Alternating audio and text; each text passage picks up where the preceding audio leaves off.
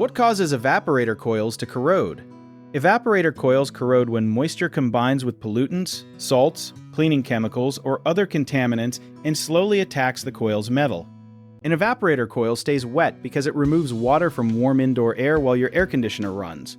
Normally, that water drains away, but dust, pet hair, smoke, cooking gases, and household chemicals can dissolve into the moisture and create a corrosive liquid. Salt in coastal air can make corrosion happen faster, even indoors.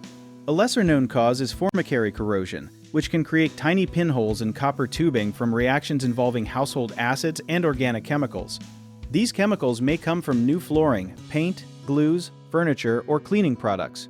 Corrosion can also increase when two different metals touch, because moisture allows a small electrical reaction between them. To reduce the risk, replace dirty filters, keep the drain clear, avoid spraying strong cleaners near the coil, and improve ventilation after painting or using chemicals.